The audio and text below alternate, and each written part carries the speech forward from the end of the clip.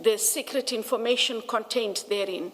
So there's a, what I'm saying is the 6 is the Lushaba matter that is currently in court. Yes, I'd ask that we skip that because we are trying, Only the, to distill from, from the affidavit what the deponent suspects and what suspicions he has put forward to IDEC. So we have dealt with the suspicion at 7. Then 8 and 9 basically reverts to the dockets. He had opened the 3 cases in Cape Town, and the other 3 in Orlando Police Station. And it ends at 516. So if we at least roughly summarized his suspicions, I can see how he has complied with Section 27A, which is to set out the suspicions of a crime that he complains of. I am missing Part B of that, which requires him to set out the grounds on which the very suspicions that we have referenced are based. Do you find the grounds in this affidavit? Per suspicion. May I just raise an issue with you, which is a legal question with regard to, you are looking at ABC. Indeed, Chair. Okay, that's the nature of, I'm looking at the introductory part of the section itself. If any person has reasonable grounds on which I would not go to ABC without first ensuring that that introductory part has itself been satisfied. And that I would do on the basis that this is an objective test. Yes. You and I do not have to rely on what Mr. Adams subjectively thought. Yes. So I would start there. Were there reasonable grounds? But anyway, let me leave it. My approach is slightly different. So, but I'm just making. Yes, I take the point. I would not get to ABC before. But I take the point, Chair. That's an approach. But I decided to adopt a different one. Here is IDEC having solicited an affidavit, receives the affidavit. Before a decision is taken, even for a preliminary investigation, that affidavit must comply with at least ABC.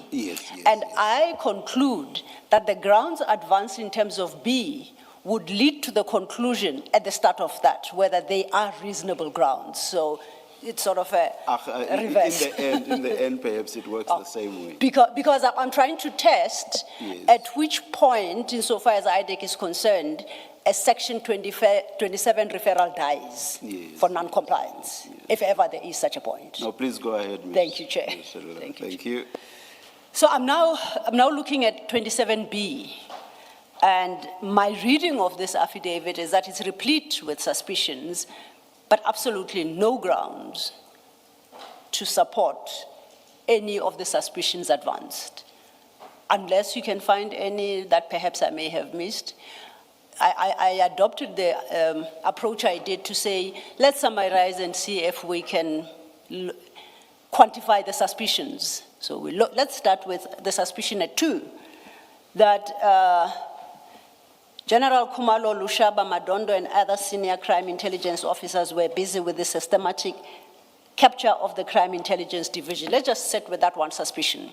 Where in this affidavit do I find grounds to support that suspicion, which then would tick A and B of Section 27? So, first, in paragraph 2, line 1, Commissioners, he says, so the cases he refers to above must refer to what follows. And he says the cases were opened based on information I received from time to time, which places the SAPS crime intelligence, and then it follows. So he receives information from time to time. And he then says in paragraph 3 that that suspicion became even clearer when an envelope pushed under his door at Parliament contained crime intelligence procurement documents using secret funds of crime intelligence and vetting documents. So the grounds on which he bases it is information he receives. Information he receives from time to time, and further expounded by the fact that he has this envelope with further information that is pushed under his door. That is the genesis for the grounds on which his suspicion is based. But you said he did not give IDEC that information which was slipped under his door. That is correct. So that's like saying, I have grounds, but I won't tell you what they are. May I explain a further process that then happened? Sorry, Counsel, may I? Absolutely, ma'am. By all means. Because it might seem to jump the gun, but it will then perhaps provide more clarity. We received the Section 27. We received the dockets. IDEC takes the stance that an engagement has to happen with Mr. Adams because this 27 he did on his own and sent through to us.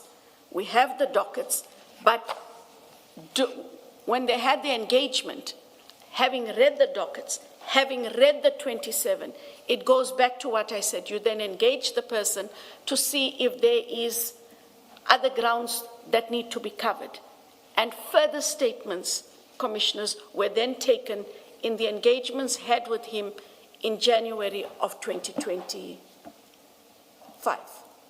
I think where we are, Advocate Johnson, is that 27 says these things must be specified in the 27 affidavit. Because if you read 27, it says, by means of an affidavit or a firm declaration specifying ABC. So ABC are to be specified in the affidavit. Correct. They are not to be established at a later point. So the entry point is the affidavit which specifies A, B, and C. And it is for those reasons, Commissioner Khumalo, that I referred to those two paragraphs. That is where I took that from, where were opened based on information I received from time to time and the information placed under his door. If perhaps you may assist us then. The suspicion is General Khumalo Lushaba and Madondo and others are busy with systematic capture of the Crime Intelligence Division. That's the suspicion. You are satisfied that that affidavit contains grounds to support that suspicion. Can you summarize those grounds for us?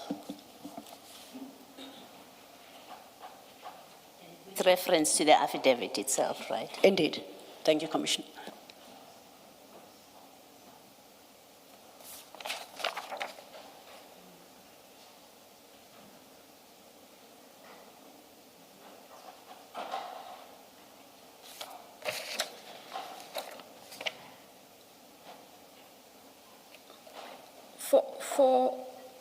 On my reading, Counsel, Yes, ma'am. that suspicion is, he refers to the suspicion and he proceeds to explain, as he does in paragraph 4. And what grounds are articulated in paragraph 4? Says that he suspects that General Khumalo and some senior officers in crime intelligence, including I apologize. I thought we agreed that paragraph 4 contains other suspicions. I'm still looking for the grounds for the suspicion that Khumalo et al. Are busy with systematic capture of crime intelligence. Where are the grounds for that? The manipulation of procurement processes and processes to appoint is another suspicion. It's a different one. Yes, and I'm saying that it is based on, I don't read it to mean that every single suspicion is supposed to have a ground. If my reading is incorrect, No, I'm saying that is how I read it. I read it as I received information from time to time. From that information I received from time to time, there are all of these allegations, inclusive of the documents under my door. Okay. You wanted to invoke paragraph 4 to establish the grounds. Remember, we still have to comply with section 27B. Yes. So we're going to have to at least find the grounds for the suspicion reflected in paragraph 2. You say those grounds lie in paragraph 4. And if you could just summarize them quickly for us. And simply because my reading of paragraph 4 is slightly different, but I'll take your perspective. So the suspicion of the systemic capture lies in his suspicions in paragraph 4 in terms of, he refers to the procurement, manipulation, for lack of a better description, manipulation of appointment processes, bypassing of the vetting. Those are the ones that talk to the systemic capture of the crime intelligence division. He's not, in paragraph 4, and what you're referring to now, he's not giving you facts that support his suspicion, because that's what 27B requires, the basis for his suspicion. What he does in 4, on its terms, he says, I suspect, that which you're referring to now, he says, I suspect that General Kumalo and other senior officers in crime intelligence, including Madondo and Lushaba, were manipulating procurement processes and processes to appoint and promote certain members to higher positions. So it's a suspicion. So you can't say, when we ask you that, okay, he's made the suspicion to you, so let's say he complies with A, what are the grounds that he has stated in his affidavit in support of that suspicion?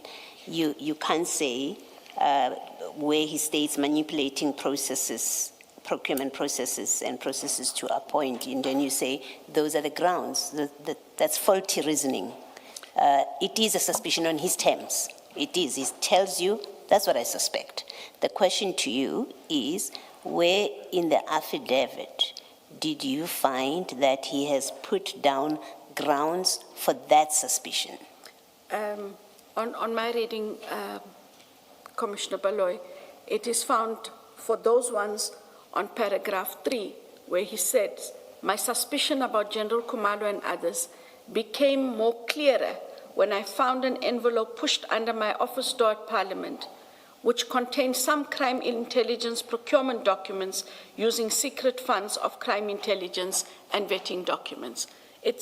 I can take it no further than that is my reading of where he finds these suspicions. Factual conclusion after factual conclusion, Advocate Johnson can never give you the facts that undergird those factual conclusions. All of the things you are addressing now are themselves factual conclusions. Do you understand what I'm saying? Do you understand what I'm saying?